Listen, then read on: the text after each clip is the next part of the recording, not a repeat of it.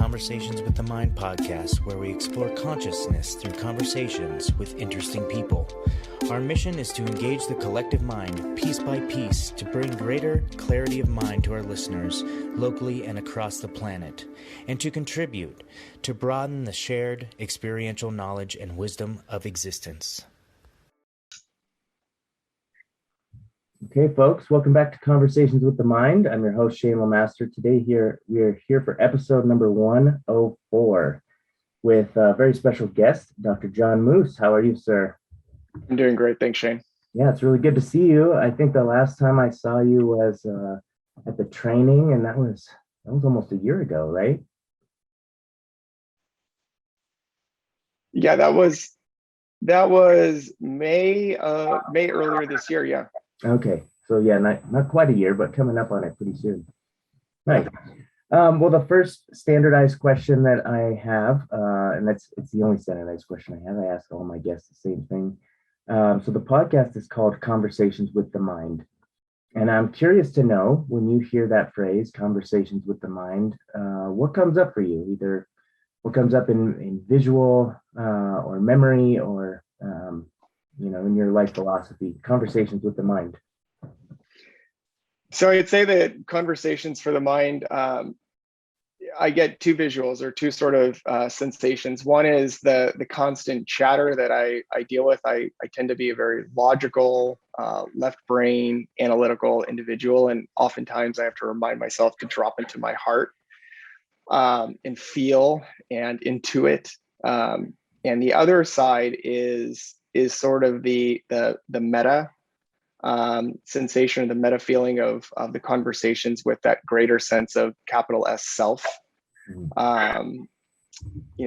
Speaking to myself, like me as a conduit to source, me as a conduit to spirit, and receiving messages, speaking back, and sort of having that dialogue and exchange with something that is bigger than me. But yeah, that's sort of the bifurcation that I draw in my mind. Nice.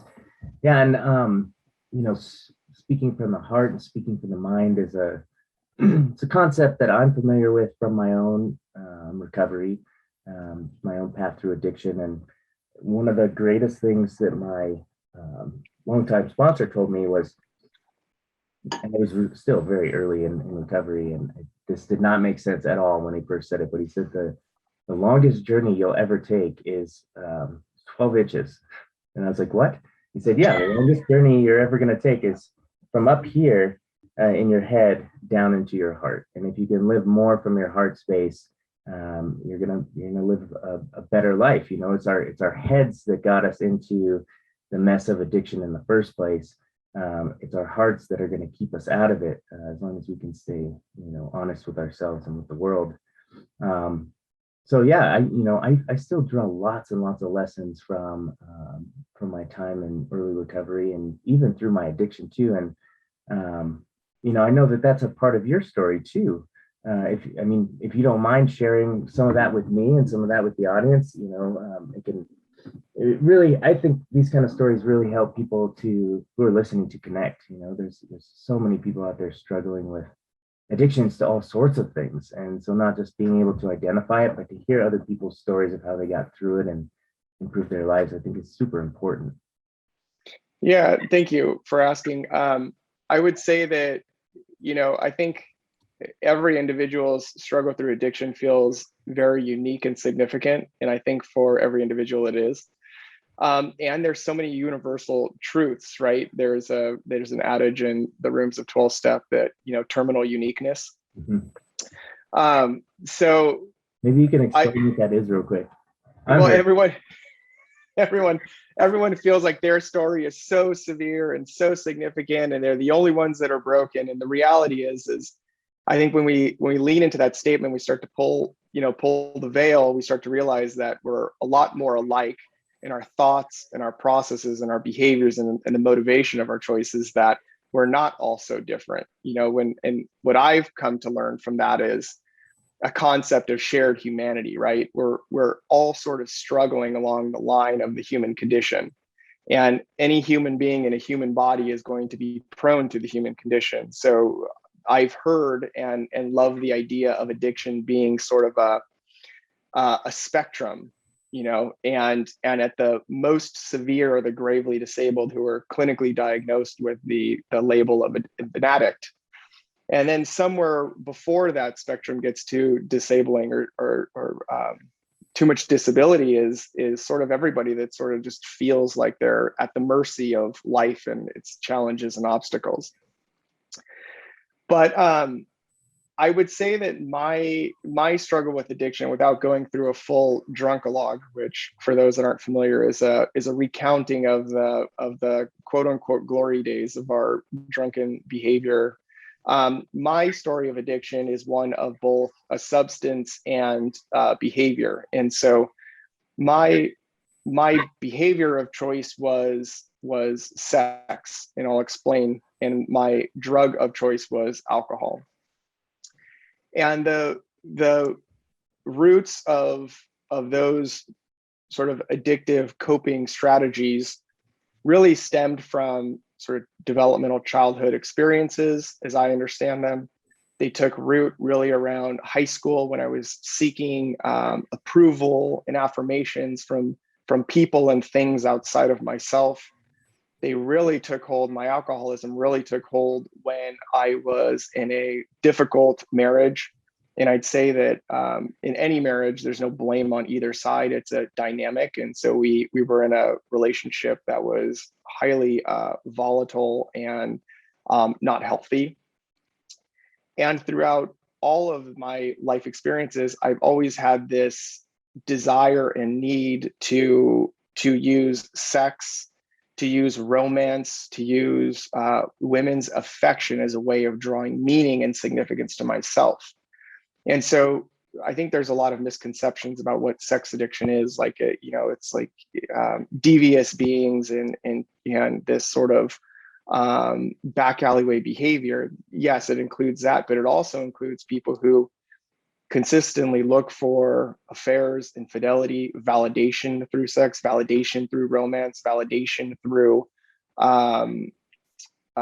these sort of encounters as a way to boost their self-esteem, boost their masculinity or femininity, boost their sense of self.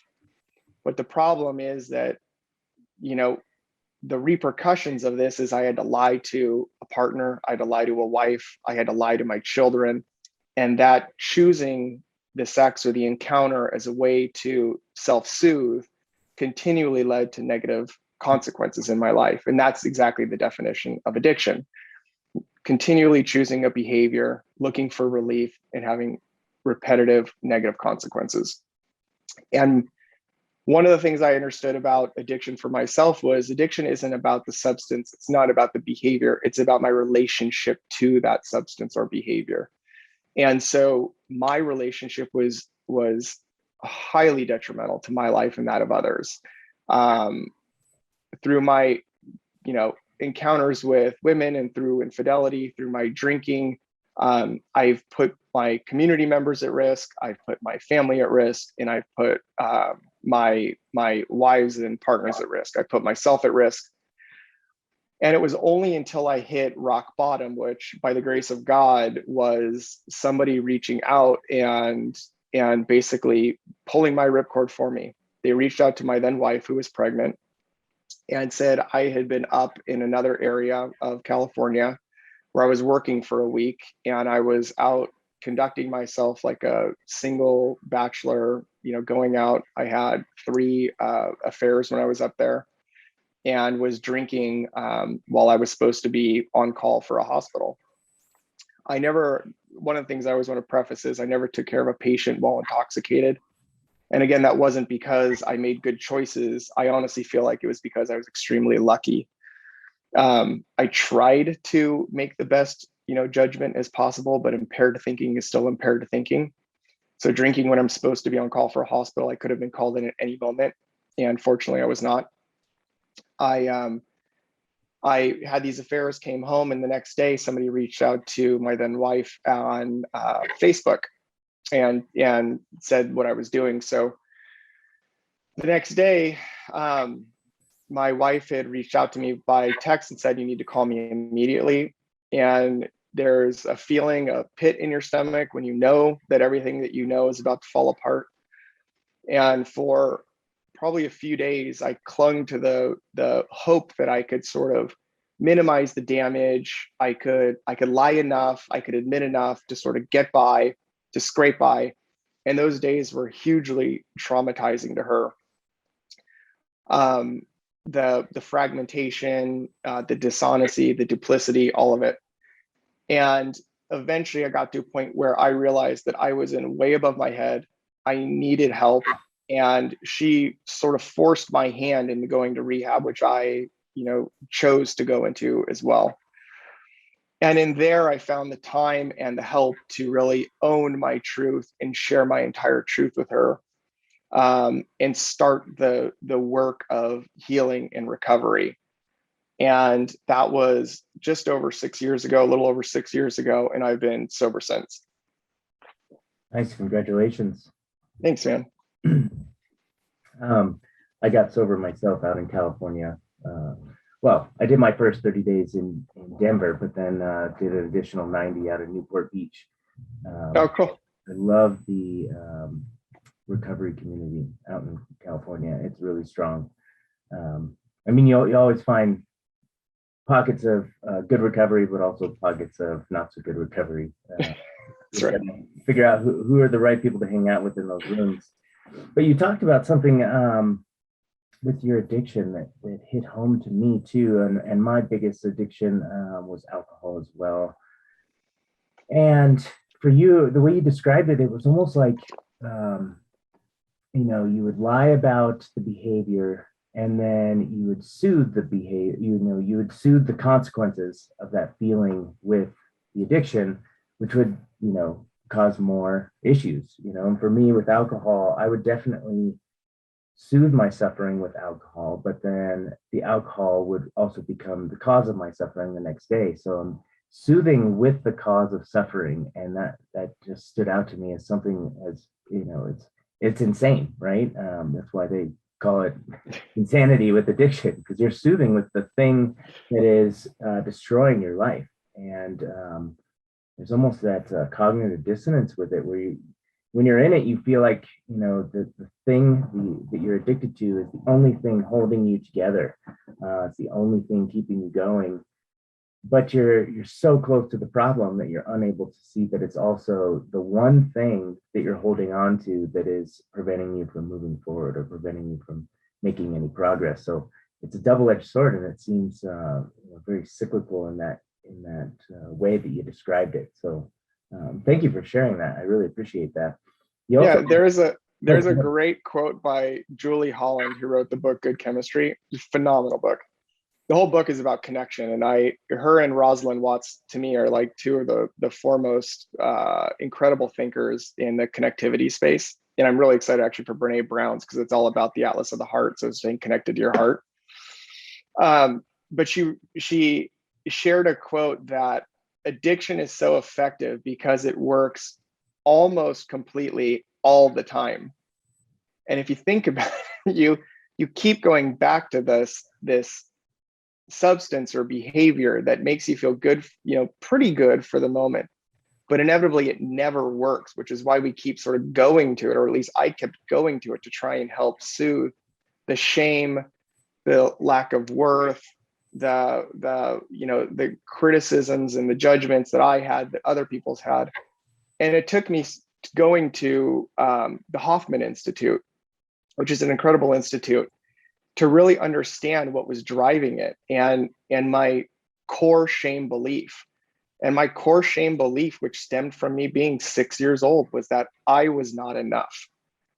In not a sense like I'm not worthy, but just me in general, my very presence was not enough, which stoked sort of this fire for perfectionism, for goal-oriented tasks, something tangible to show that I had been there and I had done something. And even my most reckless behavior, just how brazen and how much bravado I brought to it. The reality was that it took me sort of having all the externalities clipped away for me to start to rely on myself to provide the fuel or the wellspring or the source of energy to know that I am enough. So it's been really interesting, but it's super healing to to hit that bottom and reckon with the pain and the choices, to sit in the consequence of the choices that I created. Yeah. And you talk about another thing that I think a lot of people out there struggling with addiction, and maybe not even with addiction too, even depression and other things like that, are dealing with this thought of like, I'm not enough, right? Mm-hmm. And it's different how that's tied up in someone's history, and it's different for everybody. Sometimes it's tied to parents not showing enough affection. Sometimes it's from accomplishing things and not getting a pat on the back when you do it, or getting that positive reinforcement. Other times, it seems like that statement comes from out of nowhere, but it's still so powerful. And so I want to ask you something that I ended up asking myself when I too was dealing with this statement, and I still deal with it from time to time, especially in the middle of a PhD program. I'm wondering, I'm constantly questioning myself and wondering, am I enough? Do I have enough resilience to make it through this thing? But my sort of counter question for you, when you say that, right, when you say I'm not enough, I have to ask, who are you not enough for? And I had to ask myself that too. Am I not enough for my parents? Am I not enough for other people? So when I ask you that sort of counter question, who are you not enough for? Where did that answer lie for you? I love that question. I love the way that you reflect it. I've sort of struggled with this a lot, this feeling of an imposter syndrome. Mm-hmm. And especially because I have a highly successful fiance. She's part of an organization called YPO. And so I go to these young presidents organizations with CEOs and VC guys, and I'm just like, what in the hell am I doing here? I am just like a mutant in this group, and the reality is like, nobody's judging me. I'm the only one sitting there judging myself. And to answer your question sort of succinctly and clearly, I have no idea who I'm not enough for. It's my own internalized self-critic that has me judged and compared against everyone else. And one of the Roosevelts, I think Teddy Roosevelt, said, comparison is the thief of joy. And when I get out of comparison, I actually am really happy with who I am. I am very content with who I am. I actually love who I am. And when I thought about entering, any of these endeavors, the Dear John, the healing space, with my healing center, even being the managing partner with my fiance's real estate brokerage, even developing a partnership with the restaurant, I've always struggled with this idea that I'm not enough. And then it's also the productivity. If I didn't get enough done, then who am I measuring this to? Mm. And so a brilliant woman that I work with, her name is Kristen Sargent. She works with The Shadow. And we were talking one time, and we came with this beautiful mantra that's worked well for me. And that is, what you're doing is enough. And so at any point I could put a time frame on that. So if it's today, it's like, what I did today was enough. And if I was planning to get X, Y, and Z done, but then I had to pivot quickly to drive a kid, if I had to pivot quickly to help my fiance, if I had to pivot quickly to do any of these things, like, I have a roof over my head, I have food, I have deep, loving, connected relationships. I have the ability to be able to pivot in a day to do those things. So what I did today was enough. It was significant and it was meaningful, and I don't have to discount it because my expectations are telling me that it wasn't enough. So really, the only person I ever fight with is myself. And when I let go of that and I embrace the fact that how I show up in a space, one of the things I really like to do is I like to be pragmatic and practical. I like to sort of translate difficult information, whether it be from medicine or from spirit or from research and in medical literature, any of it. And I like to make it digestible. That to me is uniquely me. Only I can interpret these things this way. So how I show up is needed because there's only one version of me. And so that's given me a lot of peace, just to know that what I'm doing is enough, and that what I bring to any situation is unique because it stems from me. I love that. I love that. And yeah, I constantly have to remind myself of that too, that the things that I'm doing are enough, that I, as a person, am enough. And then even though I strive for being better in a lot of areas, where I'm at right now is perfect. Because everything has led me to this point. And so I kind of want to pivot a little bit and ask you a question because I wanted to bring you on the podcast because I think you have a very unique perspective, one that I haven't encountered too often, and that is that you hold certainly a long history of medical training, Western medical training, and Western medical training being sort of born out of materialistic type science, right? Where we view the body as material and things like that. And then you also, which I think is rare, you also have this whole other side of you that is very spiritual and connected to non-physical parts of the human being. And I think that's extremely rare in the medical profession. I don't meet many medical doctors who sort of can navigate both of those at the same time. It usually ends up being that they have to choose one or the other, or else their peers shame them or kick them out of whatever organizations they're in. And so I want to ask you, you mentioned the idea of the human condition before, and that's something that I consistently contemplate and think about.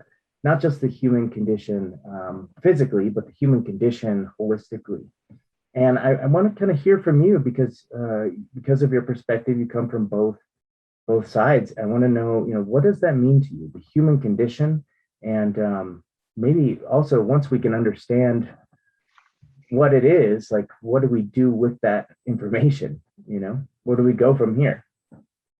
Yeah, so the human condition to me it's sort of rooted out of Buddhist philosophy, right? Like one of the Four Noble Truths is that in life there's human suffering. And I would say that as human beings in human bodies, that we are going to encounter suffering. And another adage that I remember from the rooms of AA or SAA was that pain is inevitable, suffering is optional. And I love that because at any point you could put an end to your suffering. Not that it's a flip of a switch, but you can do the work to end your suffering, and not that it's going to be comfortable, but that it's going to be necessary to create a sense of integrity. And I love the word integrity because integrity for me has meant a lot of things. One, when you're creating a compartmentalized deceptive reality where you sort of keep your duplicitous actions, you have to violate your integrity repeatedly through lies, behaviors, distractions, feigning ignorance, all of the sort of manipulators toolbox. And so integrity for me is just sort of speaking truth, but integrity to me also means sort of like a vessel, a ship or an airline. If you violate the integrity, the wholeness of the vessel, it will sink, it will crash. And if I think about myself as a fragmented human being who's suffered and fragmented because of traumas, and trauma tends to be a dissociative experience where I separate out from my timeline, I separate out from myself to self-protect and to survive. I fragment myself out. That part of my integrity is restoring wholeness, which again is not always a comfortable endeavor.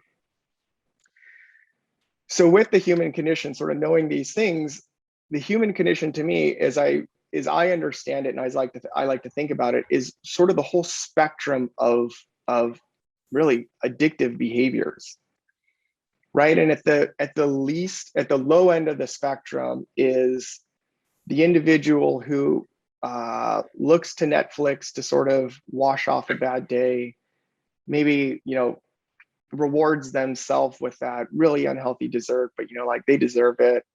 Maybe it's sleeping in and snoozing, right? Just benign stuff, things that don't really matter, but it's contrary to sort of our purpose and meaning. And then you look at the gravely disabled, right? Who are, like myself, I'll use myself as one of the gravely disabled, who are drinking and then driving in the community, who are chasing their shame, by having affairs and looking for other validation, who were then, drinking to blackout, who were then putting themselves and others in danger, and have these relationships that are so detrimental to themselves and others that their suffering begets more suffering. It's just like a nonstop suffer cycle. And I think that the human condition is just sort of this spectrum of behaviors that we are going to engage in. There's no illusion that we're not going to engage in some of it at some point. That reminds me that I can make different choices to be more in alignment with my purpose and meaning. And, if I want to, come home and watch a movie instead of writing another, Q&A answer, or spending a little bit more time on my work, like that's okay, because then the work can also become the suffering, right? Then I'm detached from my family. And so there's no right or wrong. It's just about sort of adjusting your sails and moving in the direction of what provides the most meaning and value to your life and to the value of others. So there's sort of the self-service element, and then the service to others element. So that to me is what the human condition it means to me. And I would say that I didn't learn that from medical school. Medical school has taught me a lot of different things. I've learned discipline, I've learned commitment, I've learned how to put my body through hell and back. I've learned how to regulate myself in highly tense situations where people are dying, they're shot, they're hurt, they're wounded. Sort of the externalities of trauma have impacted them. And so those are very valuable things. And I would say that my most detrimental periods in life were also my most atheistic periods in life. I was a Richard Dawkins fan. I was, science is gospel, and there is no divine. Why would anyone think that? I'm an atheist. I was just drinking and sort of punishing myself throughout those atheist periods. And when I hit the spot when I had created enough pain in my life and that of others, that suffering gave me the motivation and the humility to be open and curious to something bigger than me, to purpose and meaning and my connection to something other than me. And in that space, I started to embrace the idea of authentic, true love, not just sort of the romantic love we share with others, but the love that keeps us all connected, or reminds us that we're all connected together, not that we've ever been separate. There is the piece of the humility to accept the fact that there are things that science will never be able to explain. Or even honestly, I love awe. I love the sort of the feeling of awe, because awe to me perfectly blends both the mystical and the science. So you can measure elements of awe, but like, why our hair erects when we're around these, amazing experiences, a beautiful sunset, the northern lights, fresh snow falling, the smell of, somebody that we're intimately connected to, like all of these things, mysticism sort of dances in that area more so than like science and measurability. So I would say that sort of my hybridizing of my medical experience and then taking my suffering and drawing meaning from it has been how I've been able to blend the two components, and is what has allowed me to sort of understand the human condition in a way that I understand it now. Nice. Going back to the beginning of what you stated, you said, what is that? And I love this statement. Pain is guaranteed. Suffering is optional. Yeah, pain is inevitable. Suffering is optional. And I definitely think that that's part of the human condition, and not just physical pain, but emotional pain and psychological pain and spiritual pain, all part of the human condition. And then, especially with addiction, right? But also with lots of endeavors in life, what we gain from suffering, what we gain from going through and moving through suffering and coming out the other end, can oftentimes shape or shift our life in ways that we couldn't have fathomed for the better. And so with that also, I'm sure a lot of the listeners too have a lot of experiences where they've made it through suffering and came out stronger on the other end, or having had some big realization. Going back to that initial statement that suffering is optional. And I agree with that, right? We can choose to wallow in our pain that we're experiencing, or we can choose to use it as a motivator to get us out of the pain. Yeah.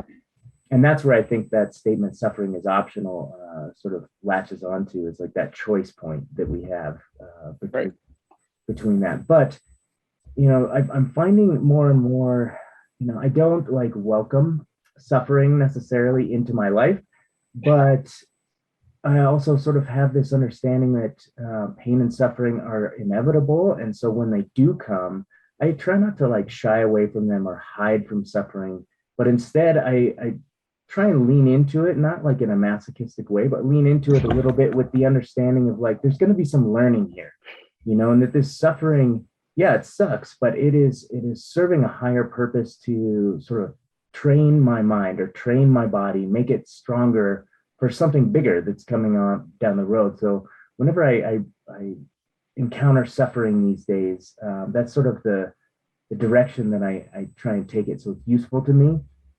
And I think I developed that mindset from my athletics and especially from my jiu-jitsu, because when you're in your first few years of jiu-jitsu, you're suffering all the time. You're getting smashed and choked and getting your limbs bent in all sorts of weird ways. But through that, you gain resiliency and you learn a lot about yourself. So when that suffering comes, I try not to wallow in it, and I try and embrace the benefits that I know are around the corner. And I think that's part of the human condition too.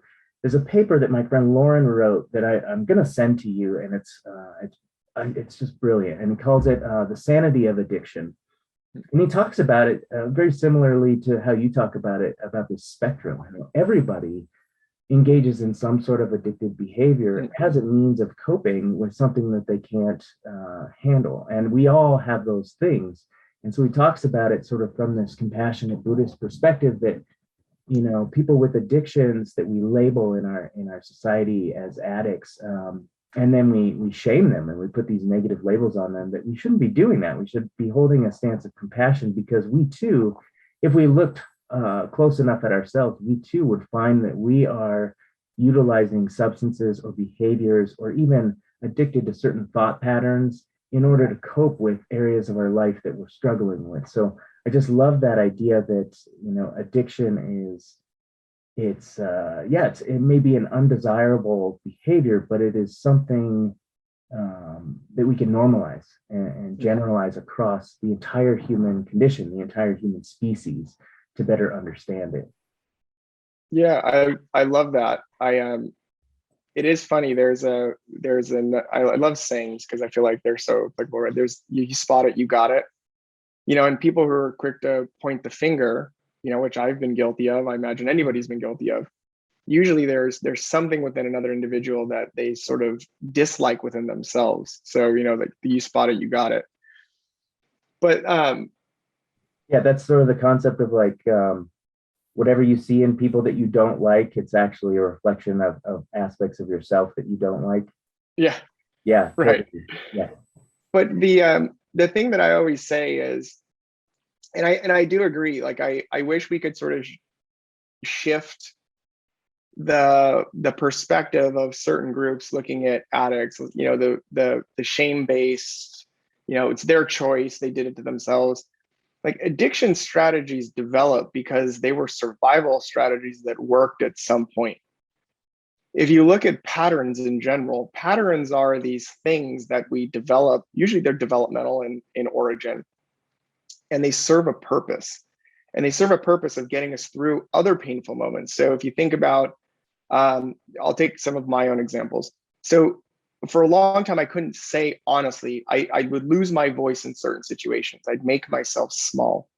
And that has origins from my dad's temper. My dad would sort of burst. It was frightening. I'd make myself small. I'd try and manipulate the truth to try and figure out a way to not be accountable, to not have to face the consequences of that. And mind you, I love my dad. We have a phenomenal relationship.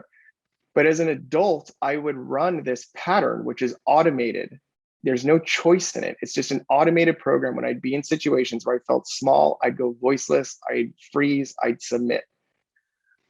And again, I love quotes and I love sayings, but Viktor Frankl says, there's a space between stimulus and response. And in that space is a choice, and that choice represents your freedom.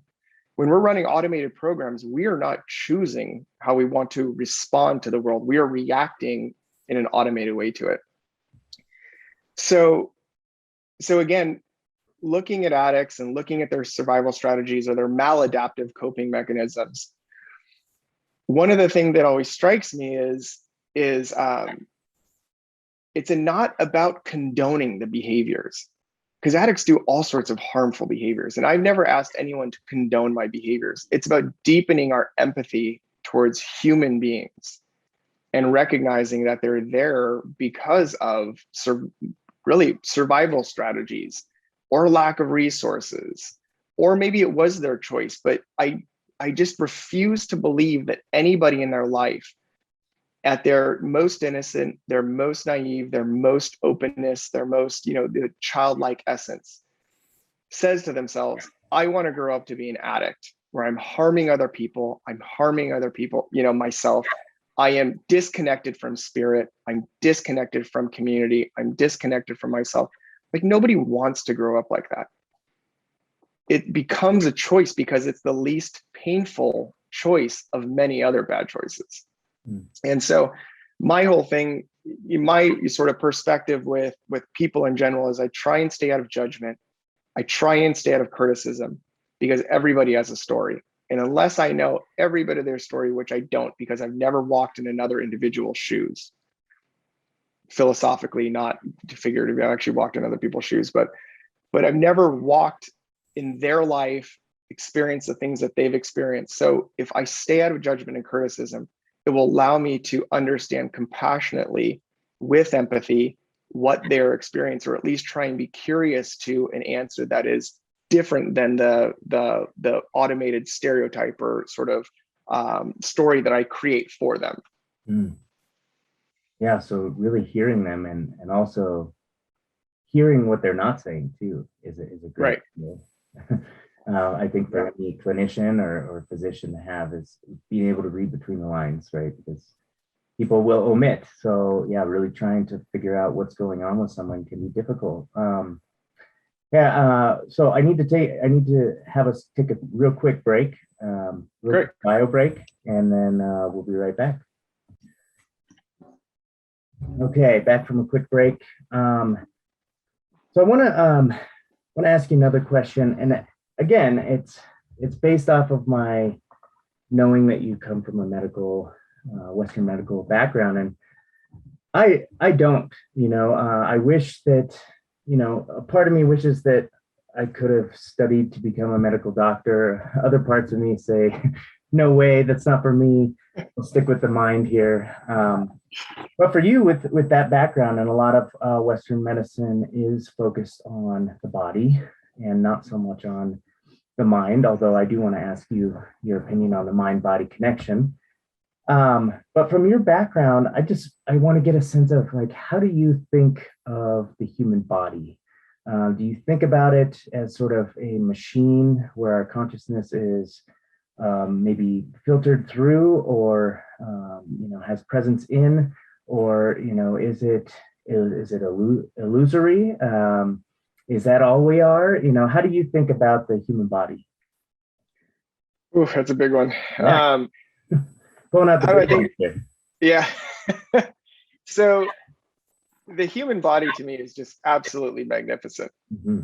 When you think that, we sort of originate from two cells coming together to become these complex, differentiated, complex system, or really a system.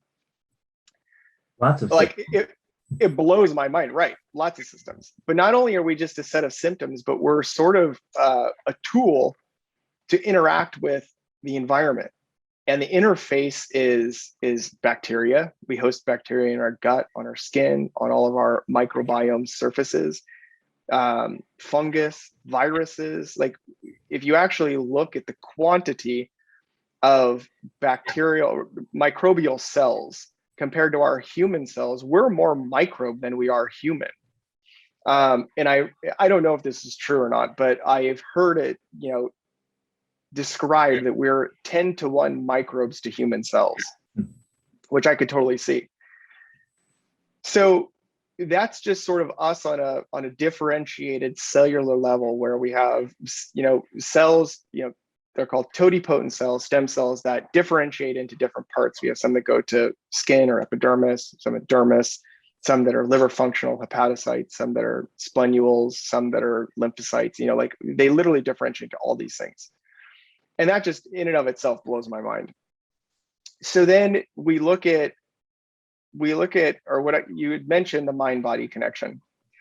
And one of the things I'm constantly sort of surprised about, and then also not surprised about, is the fact that if we go quantum, right? And I wish I knew more about quantum theory, but if I know enough to know that if we look at all energy exchanges and frequencies and waves, and if you break down all of our cells are made of molecules, atoms, and those atoms communicate via energy.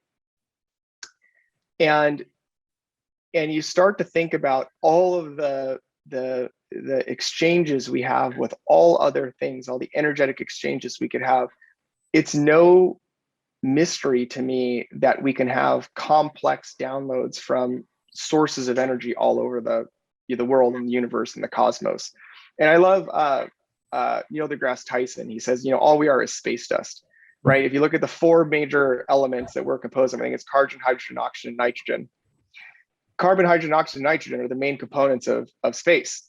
So, he goes, so we're space dust, which I love that, because we feel like we're so different. But the reality is that we're all, like, carbon-based life forms are so similar.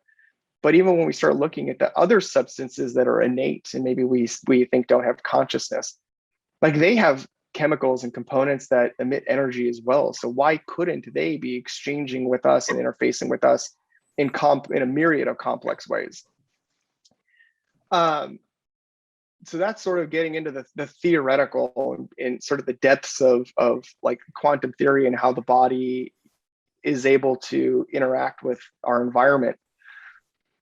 But then when you start adding in things like consciousness, like, it gets really wild, because then, I believe that, taking 2 books, for example, Besser van der Kolk's The Body, When the Body Keeps the Score, and Gabor Mate and I think Gordon Neufeld, or that might have been the children, but not Gordon Neufeld, but Gabor Mate wrote When the Body Says No, are 2 excellent examples of how the body holds on to trauma and how the body can release trauma.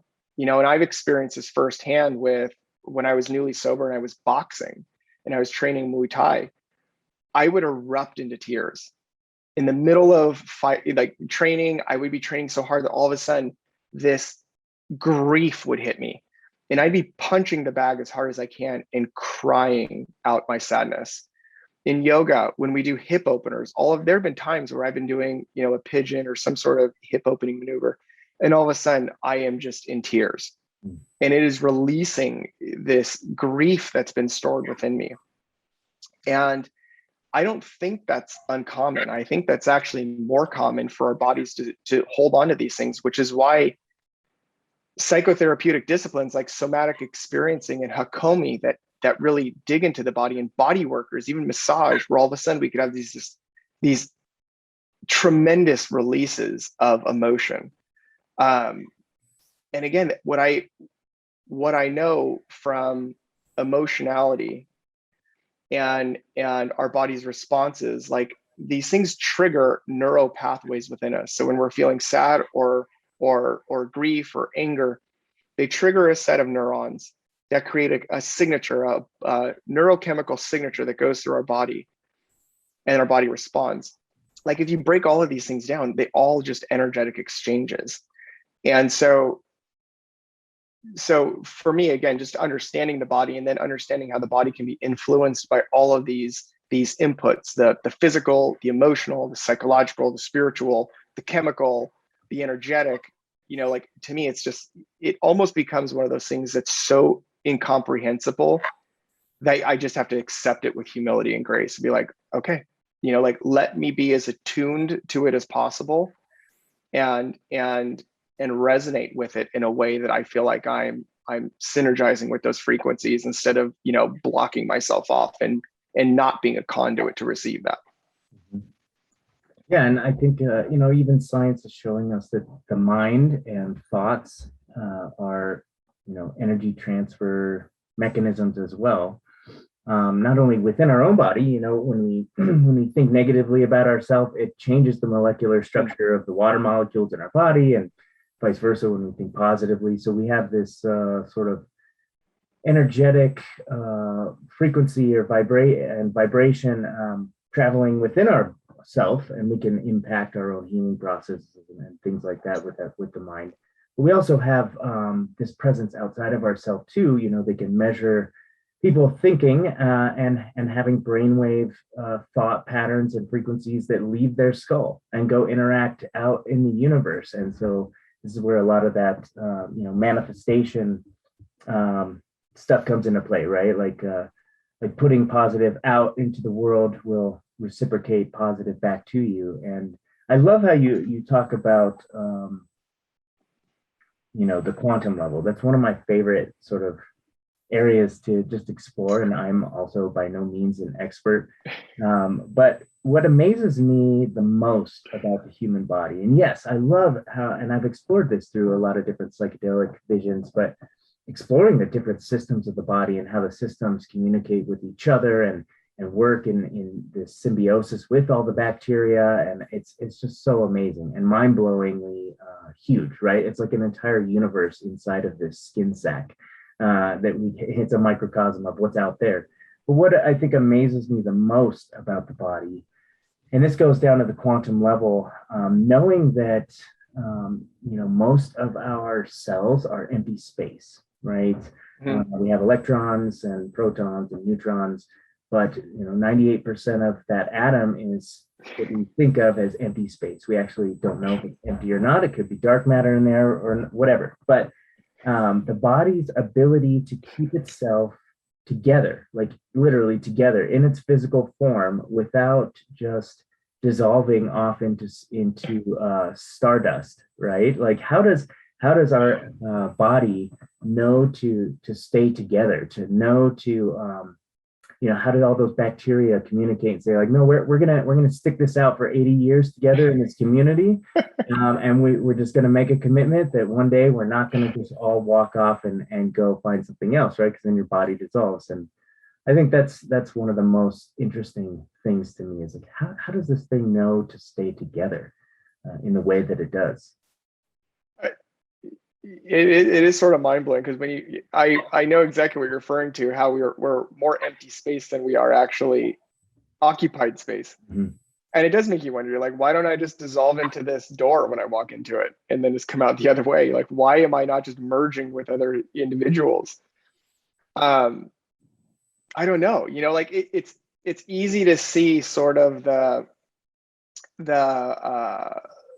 the merging phenomenon, if you will. Maybe not morphologically, maybe not two people just become one, but the merging phenomenon with relational dynamics with people, right? I've found myself in times in random conversation where the next thing I know, I feel like, and again, these are the mirror neurons in our brain, where I'm mirroring the gestures that the other individual is doing. Or I'll be in Nashville, or I'll be at a concert and somebody will start saying y'all, and next thing you know, I'm talking to him saying y'all. I don't say y'all, but there's something where there is an exchange where all of a sudden, when you're connecting with an individual, these mirror neurons are firing off, and we are sort of picking up with what they're sending us, and we're sending back.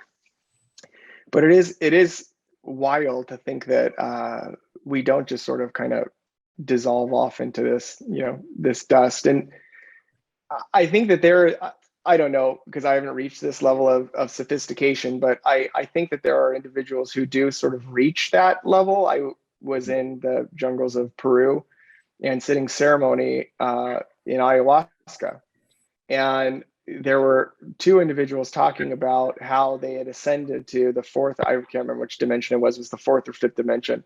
And they talked about seeing life as this like they could see everything as particles. And one person talked about, taking ayahuasca and ascending into the infinite particle. And I was just like, it was beyond my comprehension, but I was like, okay, I understand, but then again, I don't.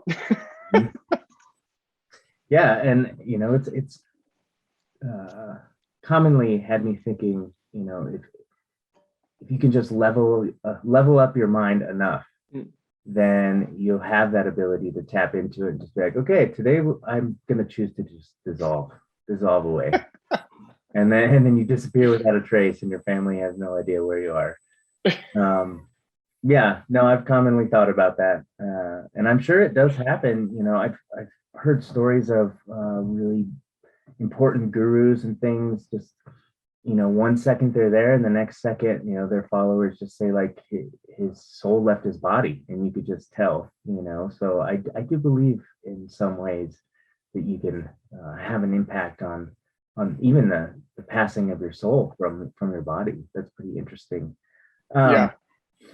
I do, I want to ask you if you're comfortable sharing, maybe some stories of what it has been like in your career as a trauma surgeon. I'm just like so fascinated by, I'm fascinated by the human body and our ability to repair the human body, and maybe even some of the amazing things that can happen on a surgery table. I've read lots of accounts of, out-of-body experiences or near-death experiences from patients on the table under anesthesia, but I've also read accounts from doctors too, who just have witnessed amazing things in their profession. And being that, I don't get to be in a medical theater like that to witness it myself.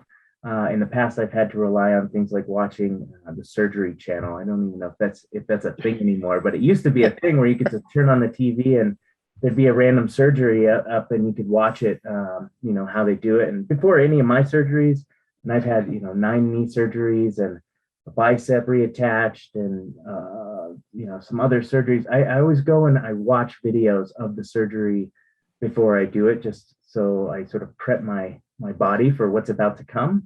Because even if my mind is not currently in the body because of the anesthesia, the body still keeps a score of that trauma that happens in the surgery. And man, I am not looking forward to my full knee replacements that I'll need eventually. I've seen those surgeries and they look brutal with sledgehammers and everything.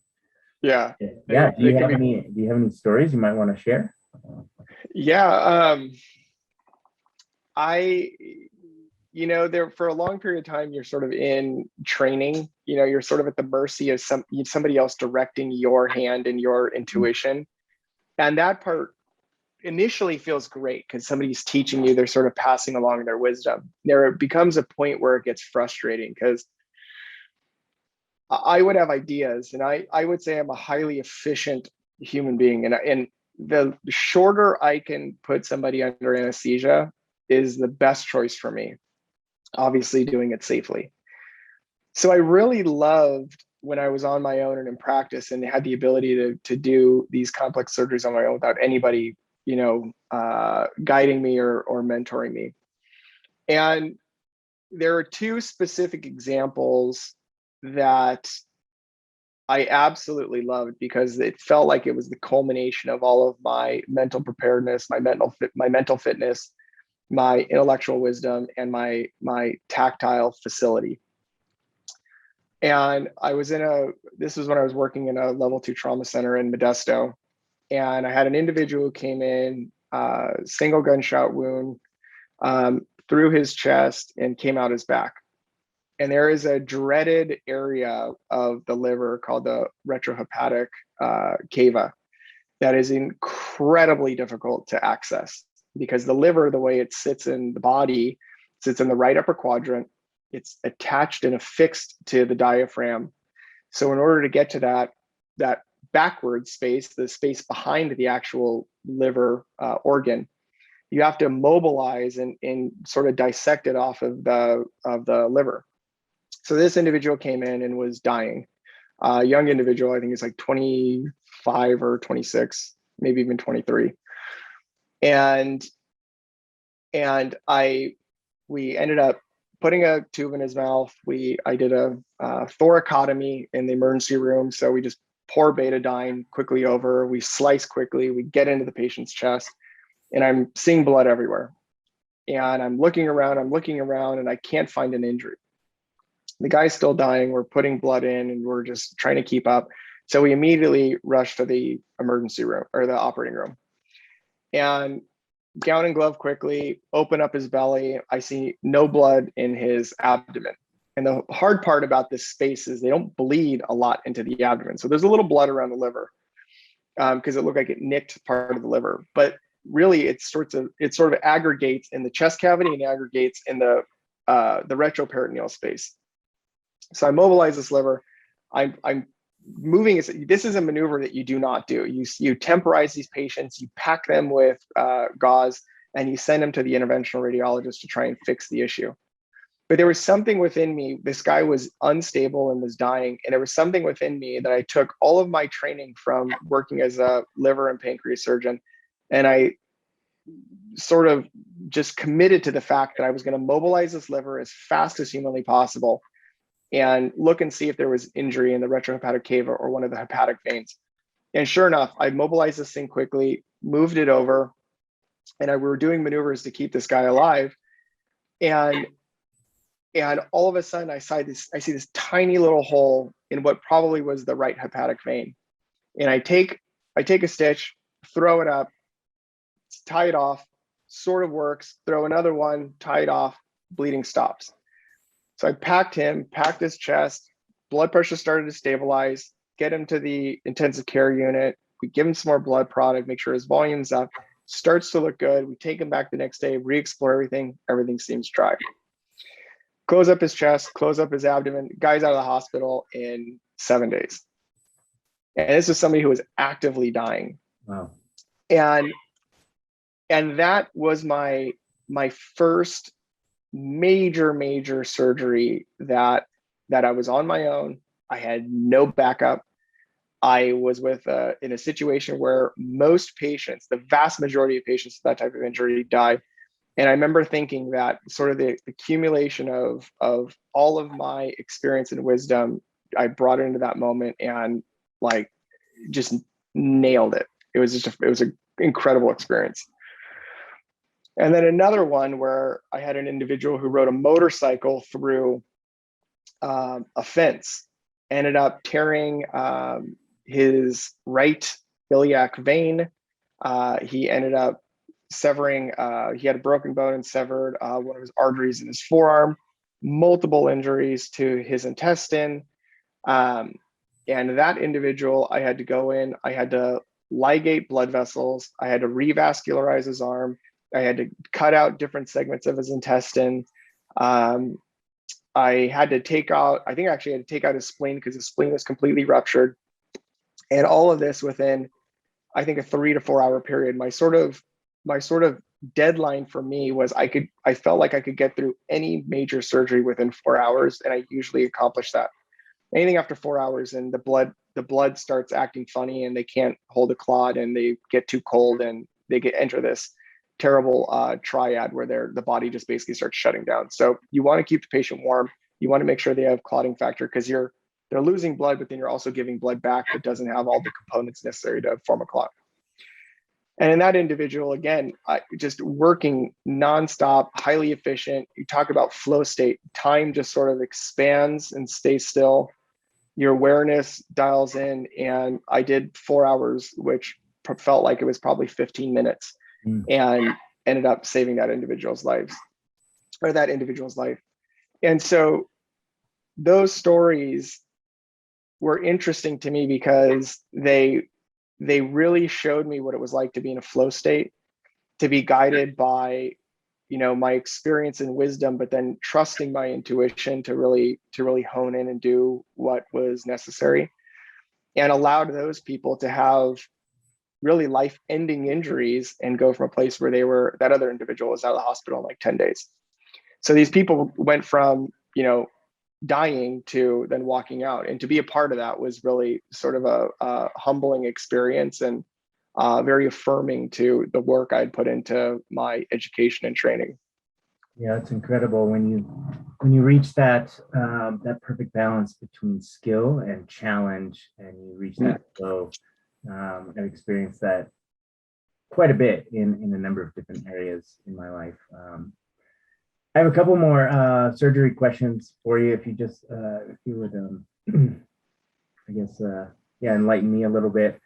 So you and I met sort of around this training for ketamine-assisted psychotherapy, and there's definitely a crossover, crossover between surgery and psychotherapy in this one drug, ketamine. And so I know it was initially developed for anesthesia, and I know that it's also on the World Health Organization's essential medicine list, needs to be carried in every hospital and in most ambulances and so on and so forth because of its effectiveness. Did you ever utilize ketamine for anesthesia in your practice? Is that still commonly used? I've heard that, in the future, when I know I'm going to need to get other surgeries, that I can actually request that over sort of a morphine-based anesthesia if I have worries about that. Like, how does that all work? Yeah, so ketamine is great because it's a dissociative anesthetic, and in most anesthesia components, there's a volatile gas that they put over the mask, and that's sort of what keeps you under. And then there's an induction agent, and the three typical ones are propofol, etomidate, and ketamine. Ketamine can sort of be giving it at all, for the whole sort of procedure. Ketamine is used a lot with children. Etomidate has been one of these ones that has sort of gotten in vogue. Propofol and etomidate have gotten in vogue, but I have been in the emergency room where children were given ketamine so they could be examined in a way because they were guarding too much and a danger to themselves, or where they needed limbs reset. And it was interesting because the way they give it in a hospital is not the way we give it in, our ketamine assisted therapy. They give it at doses that are significantly higher, and there's sort of a diminishing return after a certain dose of concentration where you don't really bring back a lot of the value. But because the few that I had interacted with were children, it is curious because I didn't see sort of that aha moment, but I've heard anecdotally of individuals coming out of a ketamine experience with sort of a new awareness, some insights that they didn't have before, and had shifted something internally, psychologically, psychically, that is unique, and interestingly enough, I actually just read a paper on postpartum depression that they were selectively giving women who were undergoing cesarean ketamine and noticing that they were having extremely low rates of postpartum depression. And we're hypothesizing that women at some point could opt to get ketamine when they're undergoing their cesarean so they could predispose themselves to less risk of postpartum depression, which I thought was what an incredible study. We could look at any of these experiences, right? We're taking knives and electrocautery and blunt retractive devices, and we're manipulating the body. We're cutting tissue, we're putting it back together. Now, very traumatic. Very traumatic. Now, if we think about how can we get the best bang for the buck, let's make it a moment, right? Let's put some sound into the room. Let's create, holistic healing sounds. Let's dim the lights a little bit before we induct anesthesia. Let's have a moment, maybe set an intention. It sounds like you're like, oh, this is so woo-woo, this is whatever. But honestly, we make it a moment, we make it sacred. We make it a ritual. I think that there is not enough ritual and sort of honoring of the sacred in any of these moments, but we're doing something highly invasive and highly traumatic. And maybe we give somebody ketamine instead, and we allow them to sort of roll out of that experience potentially with more resources than when they came in. It's just an idea, but I think that this is sort of, I hope this is the path that we're moving towards, where we're trying to integrate in a little bit of the mysticism. So it doesn't have to be so rigid and scientific, and I'm only doing what I learned from medical school. So I don't know. Yeah. The last time I got my knee surgeries, I went with a different surgeon. And Actually, one of the things I asked him in my initial interview is, what kind of music he likes, or what kind of music he listens to when he's doing surgery, because that's important to me. Just, having a knowledge that my subconscious will still be somehow present in my body during the surgery, even though my conscious mind will be gone. And as soon as he told me he listens to 80s hair metal, I knew he was my doctor. That's a-okay for me.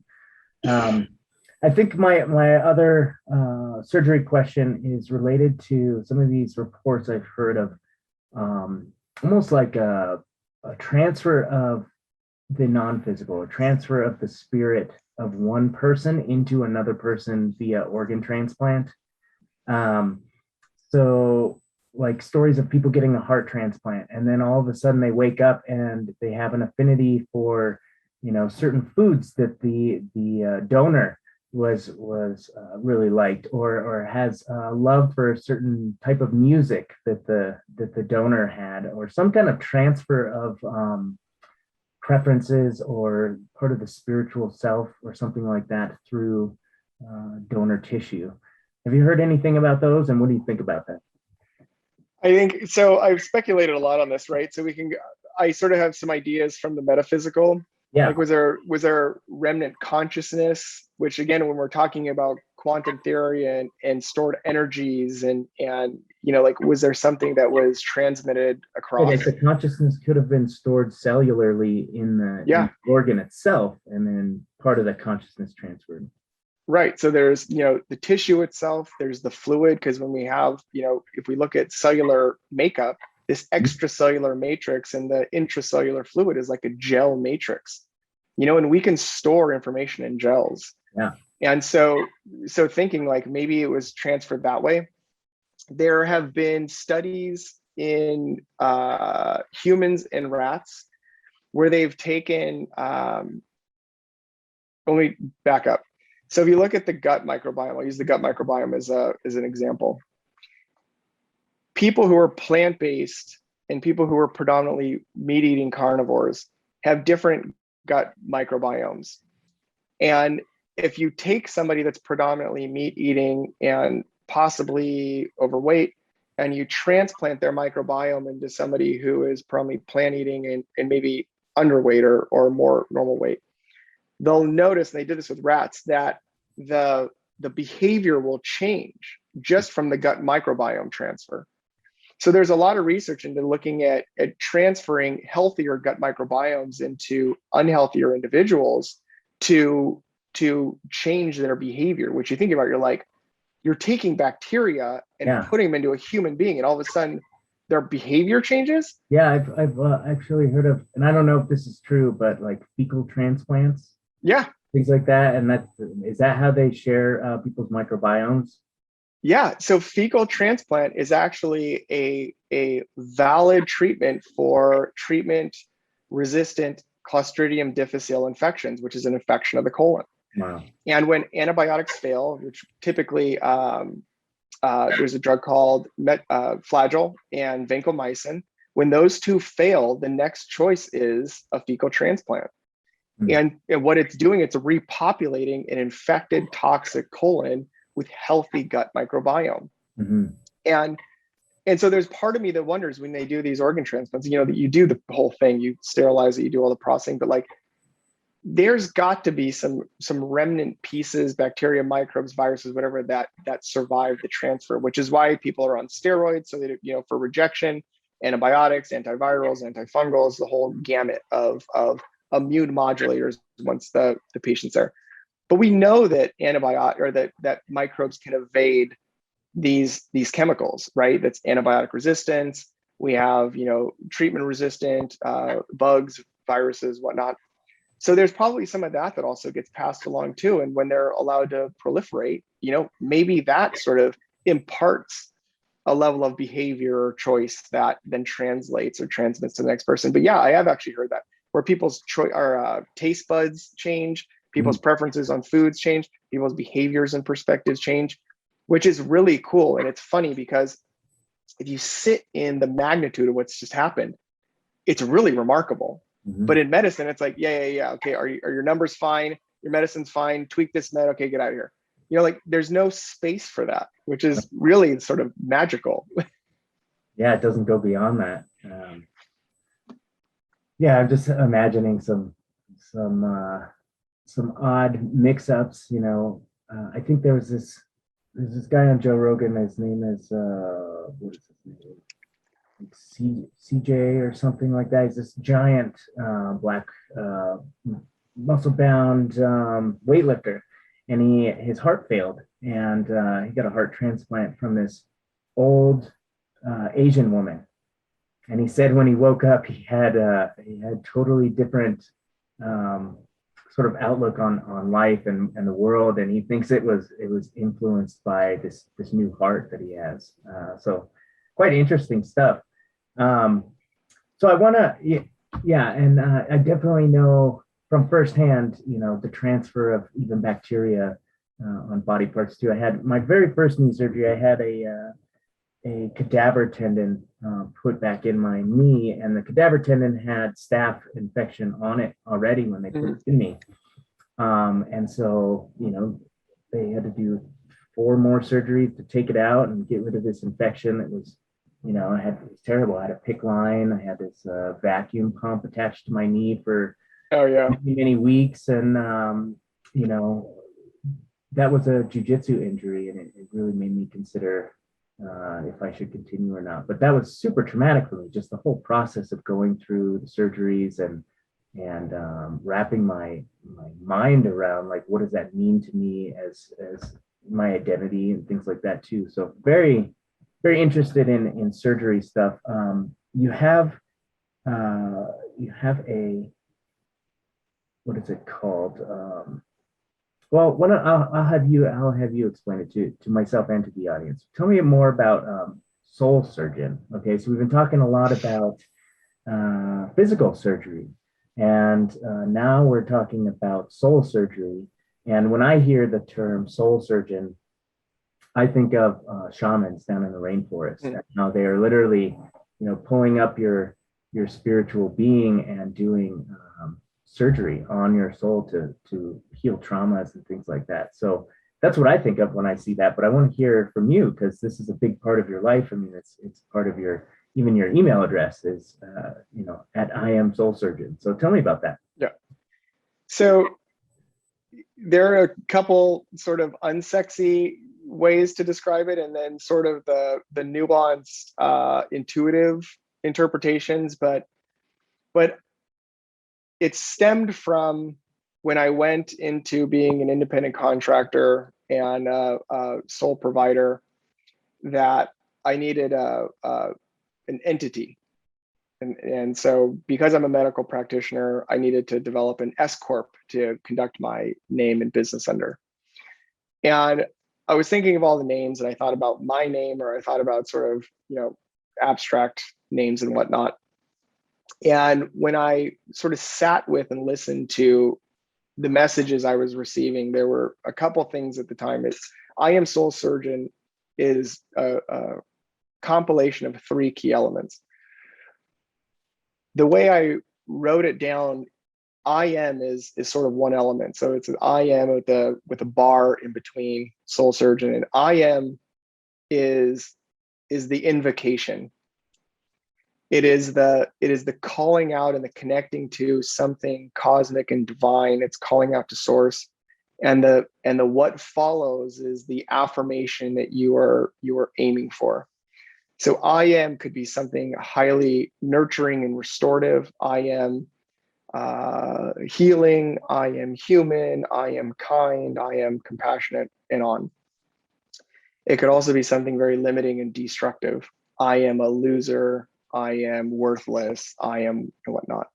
So the power of the I am, to me, was about calling in and channeling my best self, and how that manifested through my life and how that manifested through my professional pursuits. Soul surgeon, I chose soul because I was at a point in my life where I was less reliant on everything that I knew sort of logically and in my brain. And I was more in communion with being intuitive, trusting my gut instincts, trusting my heart, and dropping into where life guided me. And it happened to coincide with when I left my academic appointment at USC, and I started pursuing locum tenens surgery, which has you going and traveling to anywhere where you're needed for a set period of time, and then you're gone. Inevitably, I landed in Modesto, California, and I stayed there off of contract. But it led me to some great people who were really helpful in my healing and my professional pursuits. They trusted my decision making, my autonomy, and valued me as a human being. And really beautiful friendships that I still have. So soul was sort of the aligning with spirit and aligning with my intuition, was being in alignment with my head, heart, gut, and with spirit. And then surgeon was an honoring of the path that it took to get me there.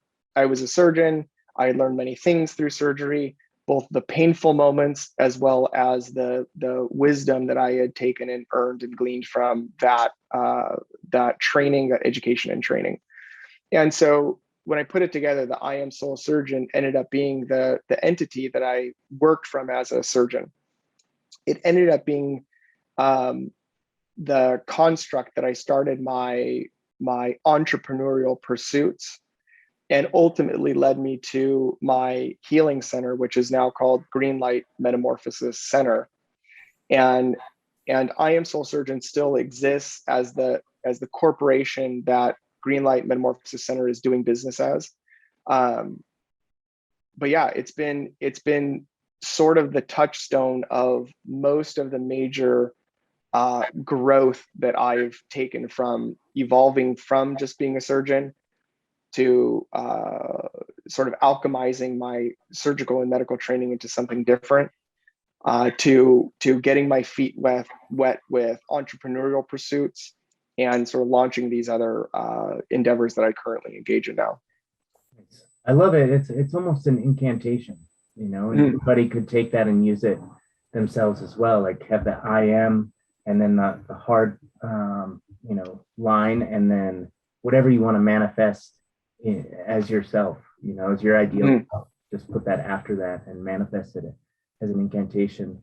You did mention this. So before the podcast, when you're telling me a little bit about your practice in the past, you mentioned traumas and harms that you had accrued yourself through that profession.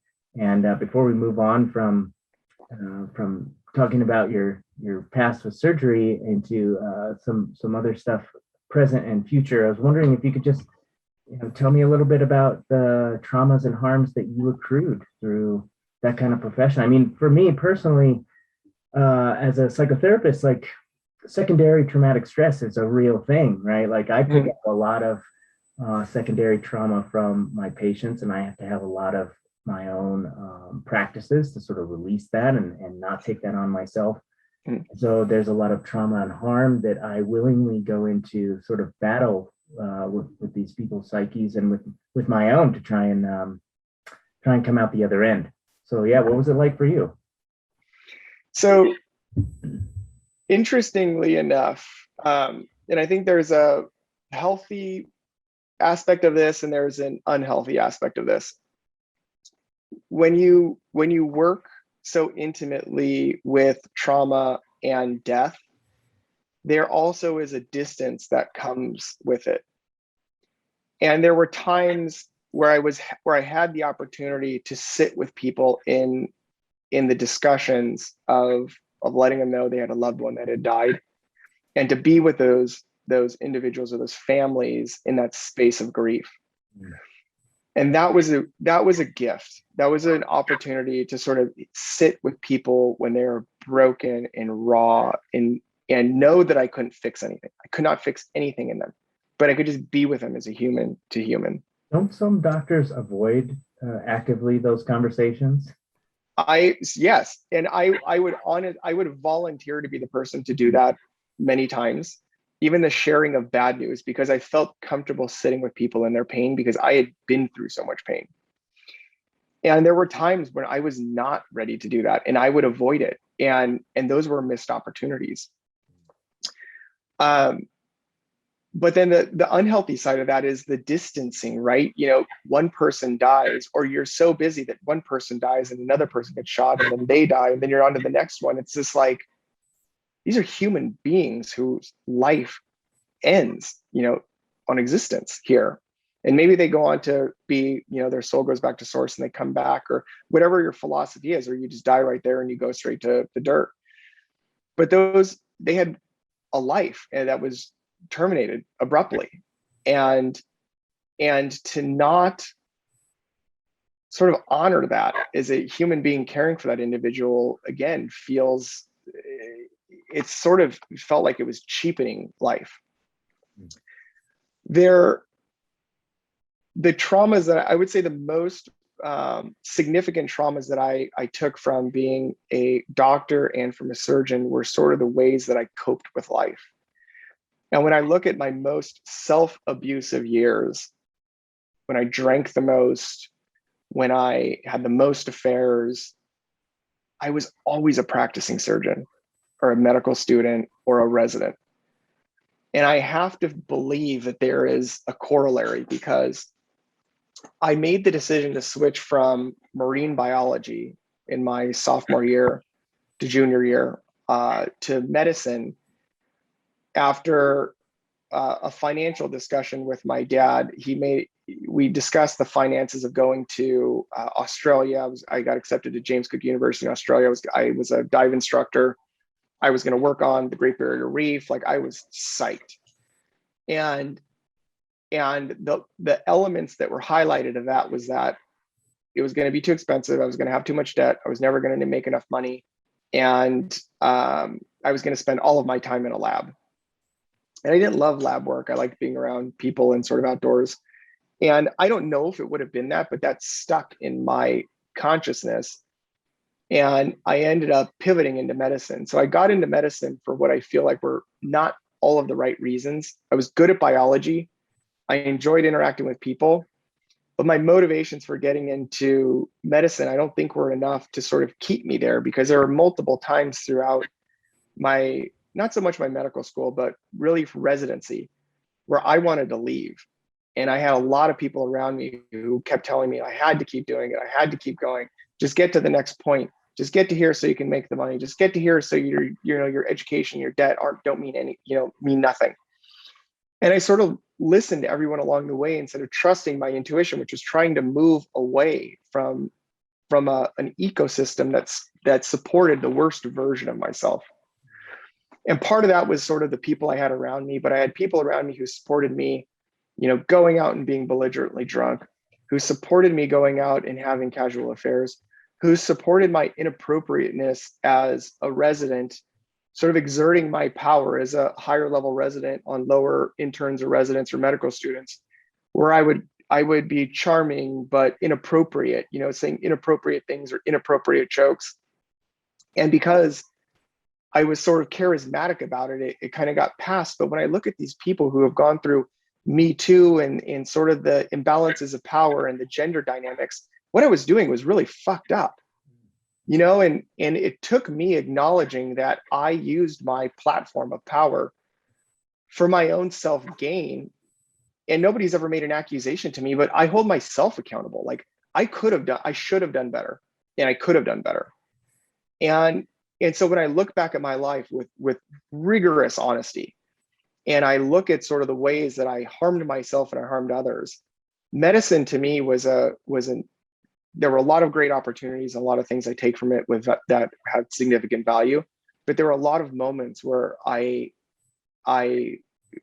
passed through my shame stage, but I was embarrassed of how I behaved, and I've had the opportunity to apologize to many of the people who I interacted with in inappropriate ways. But looking at the culture I was in, looking at the culture I was in, it was not a culture that fostered my best version of myself. I'm sure it could have if I put the effort into it, but there was a lot of leeway for me to be a really sort of despicable version of myself.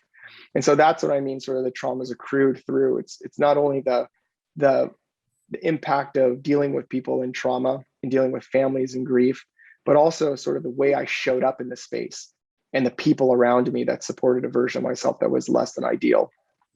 Yeah, and you hear so much about the increased rates of addiction and even suicide in medical professions, in counseling professions, in professions like, professional professions like that. So, if you don't have healthy ways to deal with that stress and coping, then you're gonna, like we said, like the human condition, you're gonna find something to help you deal with that and cope with it. Hopefully it's something positive. Yeah. Can you tell the audience a little bit about your Dear John MD, and then I want to switch gears to our last topic after that. Yeah. So Dear John MD it stemmed from a realization. So when I got sober, I took myself off of all the social media because I'd used social media in the past as a way to connect with women and connect with old people, and then would have affairs, and it ended up being a tool that I used irresponsibly and therefore made irresponsible choices. So part of my sobriety was just getting off all social media. So at some point when I met my now fiance, we were talking about how I wanted to get on the or I wanted to open an Instagram account. And I talked with her and she said, that's great, because I loved photography.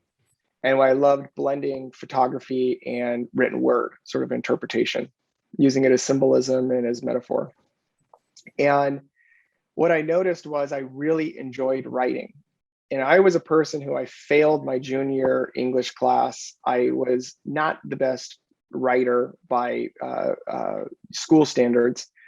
But what I found was a voice within myself that I enjoyed sharing in written format. And so I started doing that, and people really resonated with what I was putting out on Instagram. And so then through breath work and sort of my own work with psychedelics, I came to a place where I felt uniquely strong and centered in who I was and my sense of self. So much so that I felt like my foundation could not be rocked by anybody but myself. And when I was doing my work, trying to find my purpose and meaning, what kept coming to me is that I want my life to be an invitation for others to bring their messy, complicated lives. And the best way I've found to do that is through sharing my own experience, publicly being accountable, publicly sharing my choices, publicly sharing the consequences of those choices, in a way where I don't feel like I have to manage my reputation or I don't have to manage the people that know. I've shared this stuff with my kids. I've shared it with my partner. There's not a secret I have that they don't know. Maybe some age appropriate stuff for some of the younger kids, but like my family all knows my choices I've made, the consequences I faced. And so doing it in an open and public platform where I get to blend, and again, this is a term that I phrase, my wisdom learned and earned, where I get to take my life experience and I get to share it in a way where I take the tools that I've also learned about understanding humans, struggles, challenges, suffering, and make their confusing, messy stories and start to pull apart the pieces so they can understand that it's not just a single question. It's a single question that's nuanced with all of these parts. And when we start to pull apart the individual parts, I think it helps people have a better understanding. And when I share from my personal experience, and this is something I learned from the rooms of AA and SAA, is you never tell anybody their experience. You always share from your own personal experience. And I always say, well, in my experience, I've da-da-da-da. In my experience, I've had moments like this. And start to do that in an open public forum. Dear John MD became this space where we could share video content on TikTok, some reels on Instagram, snippets of long format content. But really, the majority of my long form content lies on dearjohnmd.com, which is my website where I sort of put all of the information together. And so it really was born out of this need to creatively express, and then became this opportunity to share intimate parts with me and hope that others would find healing and opportunity to share the intimate parts with themselves. Nice, I love it. And that's largely what this podcast has sort of been for me too. the way to archive my thought and my own journey as I'm, interviewing and archiving these wonderful conversations I have with excellent people. So you talk about sharing vulnerabilities, and I think that's a really good segue into something that I've been dying to talk to you about, which is jiu-jitsu.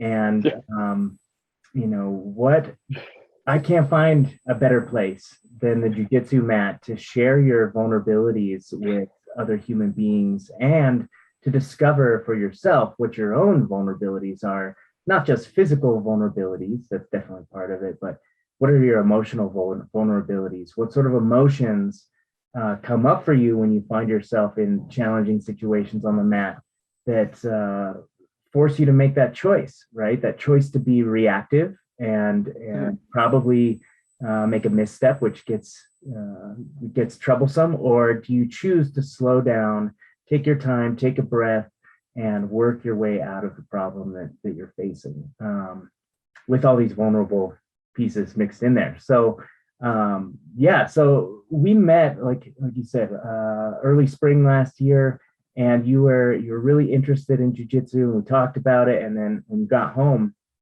you started up, and you're giving me little reports here and there about how you were enjoying it. And yeah, I just want to hear from you about, what has your journey been like so far? What have you learned? Not only, about jiu-jitsu and the art itself, but what has the art taught you about yourself in such a short amount of time? It's interesting. It's when I first met you, I was jiu-jitsu curious. Yeah. And it wasn't the first time. I had a friend that I attended, Hoffman, who I think was a brown belt and acquired his black belt in jiu-jitsu. And it was something that always sort of like just enamored me and made me I was curious. And so I ended up starting in the summer, and I didn't know anything. And I've always been an athlete. I trained in boxing. There's a period of time where I trained Muay Thai. And I wouldn't say I'm a martial artist by any sense, but I'm definitely an athlete in that I love challenging my body and I love challenging my mind. And jiu-jitsu was so unique because I knew absolutely nothing about it. I never wrestled. Apart from like sort of, your guy friends, you're like pushing each other around and start, you're on the ground. But to sort of learn, there are many pieces that I love about it. One, there is the respect of the lineage, right? And so the traditions that are born from Brazil in this studio that I was training at, you pay homage to the respect of the lineages that come, which I absolutely love. So there's already a sense of sort of sacredness and ritual to it. I love the discipline of, when you enter the mat, you bow and you enter the mat, and when you leave the mat, you do the same, and you shake the hand of the professor and you train and you warm up. There's something that sort of feels collective and connected. And then, you start learning technique. And, like the first time I'm there, I learned one technique, and then I'm expected to roll on the mat with somebody. It's just like, I only know one tool. So like part of it is just survival strategy. And for me, I realized that like, I was like a wild animal when I first started. I was just like doing anything that I could possibly think of to the maximum effort to just survive. And it was with a little bit of guidance there, that they finally told me, like, just work on passing guard. You don't have to do all this other stuff, just pass guard. So then I started working on passing guard, and I started getting good at that. And then I started remembering the moves. And so this is where I started to blend my intellect with strategy, but I would lose that intellect if I got too flustered, right? It's really hard to think when you have somebody's elbow on your throat, or they're choking you out from behind. All you think about is like, fuck, get me out of here. So I started to realize that the more composed that I could be, and the more I could slow down, the more options I had. And like, I'm very new to jiu-jitsu, and I've been choked out and tapped out a lot. And I would say that in any one of those times, I never got angry. I never got angry when it actually was a complete state of humility and gratitude. God, that was so good. Like, I can't believe you got, I'd give gratitude to them. I'd humbly look to, okay, well, what could I do better next time? When I rolled this way, I exposed my back, and it makes you just think and be extremely present to the choices that you're making. And one of the other things that I also noticed was the more I trained and the more skills I got, the harder I was able to roll with others. And so when I was rolling with others, and especially there's this one dude, his name was Luke. He was probably like 6'5" and 220 pounds. And I'm 5'10" and 170. So when he was on top of me, it was not a pleasant experience. But when he was cutting guard or he was passing and he put his knee on my chest, like, I started to have these like aches and pains. And there was a part of me that pushed through it. And so I got more aches and pains. And then there's finally a moment where I'm like, I have to trust that my body is telling me something here. And so I took time off to heal. And so really getting attuned and listening to my body and not sort of pushing it to the point where I was just pursuing it for the fervor of getting better and better and better. Like, I was doing myself a disservice because I wasn't honoring my body to rest and then go back. So in the little bit of time, because we're here in November, I started, I think, in June or July. In the little bit of time I've been doing it, I have found that it is one of the most challenging and rewarding practices that I've ever engaged in. Yeah, and the way you were describing it, having hyper focus, reminded me of what you were describing earlier about when you're in the surgery theater, and you're in that flow state. 4 hours pass by in 15 minutes, but the more you're in the moment, the more choice you have, the more opportunity for solving the problem that's in front of you, right? If you're distracted, if you're on the mat or doing surgery and your mind is elsewhere, your choice goes out the window, sometimes. Right. So yeah, and I also love how you described the bigger challenges, right? People sitting on you and having to keep your cool in that situation, right? When your instincts are telling you like flail and scream for bloody murder and try and run away, just overriding those systems, those automatic systems, and gaining that mental control over the body, I think is huge, right? And it translates so well outside of the gym, right? For people who aren't used to doing that, and then they learn that through jiu-jitsu, that self-control, the discipline, learning how to pause when agitated and make a choice as opposed to just reacting out of automaticity. Like, I think that's such a great skill to be able to pick up. And I'm really excited for you to continue and to get on to the next levels. Also, another great lesson that you brought up too was really jiu-jitsu,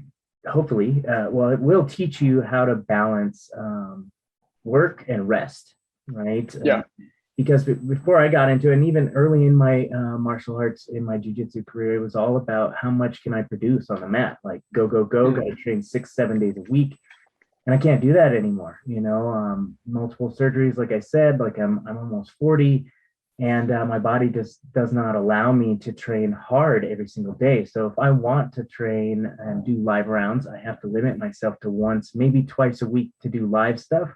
And the rest of the week is just drills and flow movements and flexibility and things like that. So it's definitely taught me a lot about the balance, and finding that balance between rest and workload really does enhance the product that you do put out, whereas if you're just working, whatever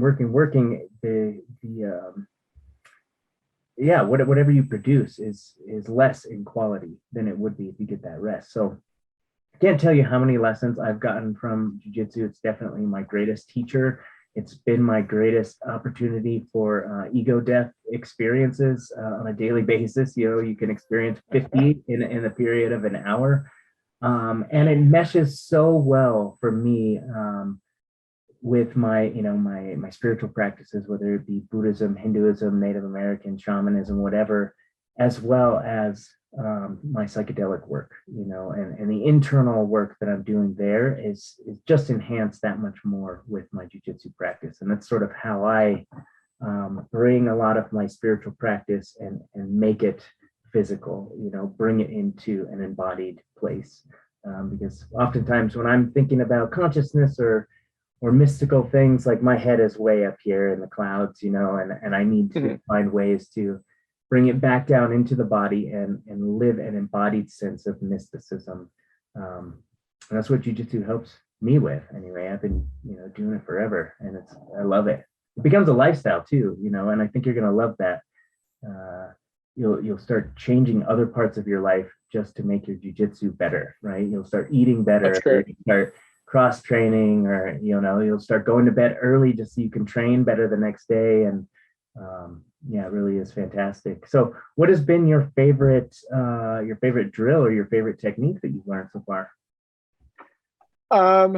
Well, I was really, like, I've watched MMA before. So the first time I learned a Kimura and like actually how to do it was pretty awesome. I would say that the technique I've used the most and I've been able to implement the most that's been successful is putting people in an arm bar, but in a way where you wrap your leg around the chest and your other around the head, and then you pelvic thrust out. Being able to translate that from multiple sort of situations. So it's easy when they're on their back and you take their arm, but when they're on all fours and you do it in a way where you roll them and you then have their arm, like that to me was sort of the most fun maneuver that I was able to execute with a marginal degree of success. And again, marginal because it's still very new. And these guys that are skilled, even one belt ahead of me, that represents countless of hours of their own drills and discipline. And so, like, as much as I was proud for the moments that I had and the successes that I had, it was also acknowledging that somebody's worked just as hard to get their stripes and belts and, and whatnot. So I would say that one of the other coolest things about jiu-jitsu and honestly, any sort of competitive sport has been body awareness. And jiu-jitsu teaches it like no other. You're here with your hand and you're approaching and you're approaching and you're approaching, and you're not paying attention to your left hand. Next thing you know, your left hand's gone and it's wrapped and it's about to get, snapped off. Not literally, but and so it teaches you to be mindful of your body awareness and where you are in space and how you're presenting yourself. And are you in a offensive position? Or are you in a defensive position? So really being mindful. And sort of like most moments in my life where I've been out of alignment, I have found that my highest output and productivity, not from a producing standpoint, but just from in alignment with spirit and purpose and meaning, is when my head, my heart, and my gut instincts, my intuition are all in alignment. And I've, as any sort of athlete knows, or any sort of competitor knows, or somebody who likes to show up and has pride in their work, if your heart and your emotions get the better of you and your head goes, your body's going to follow. So the minute you've given up because you're emotionally frustrated and angry and your brain gives up, your body's going to follow. It doesn't matter what you do. And it's funny having young kids, because I teach them this in sports, right? I have a daughter who's in volleyball, another who unfortunately had an ACL injury in her soccer, and then two young boys that play different sports. My son is just starting soccer. My youngest son is just starting soccer, but isn't in the competitive realm yet. But I always relay, what Phil Jackson does with the Lakers, what he did with the Bulls and the Lakers. He doesn't call a timeout when they're falling apart. He makes them play through and actively recover so they can get back into alignment. Then he'll call us timeout. And I love that idea. Like, you want to take yourself out of the game, you're going to take yourself out of the game because your mind's going to go. But teaching, these young kids to learn to adapt on the fly, to actively recover and put themselves in a position to succeed is sort of the beauty of sports, and especially with the individual sports. Beautiful. Yeah, I think we've come around full circle, and we're back to talking about, the alignment of mind, heart, and now gut too, bringing all alignment. Well, I want to be respectful of our time, and I want to say thank you, John, for joining me today on the show. It has been amazing to talk to you in such a lengthy capacity. I really appreciated our shorter conversations, last spring, and This has been really an honor to be able to talk to you about all sorts of different topics. And thank you for being so open with your experience. It's been extremely helpful to me, and I know it will be as well to some of the listeners out there too. Thank you, Shane. I really appreciate it. Number one, for the opportunity to connect, and obviously for the opportunity for us to share experience and hold space for one another. So thank you. Yeah, more in the future. All right. Absolutely. That has been Conversations with the Mind. Thanks for joining us. Until next time. Oh, yeah. Oh, yeah. Oh, yeah. Oh, yeah. The Conversations with the Mind podcast is sponsored by mindops.com. You can find us at www.mind-ops.com. We're an eclectic counseling company providing mental health and mental performance services to individuals, small and large groups, teams, businesses, military, through face-to-face sessions or at a distance using phone or confidential video chat apps. We bring a unique Buddhist Western lens and specialize in general psychotherapy for all mental difficulties, sport and performance psychology for performance enhancement, addiction counseling for any maladaptive or destructive habits, and psychedelic integration therapy to make the most from your visionary medicine work.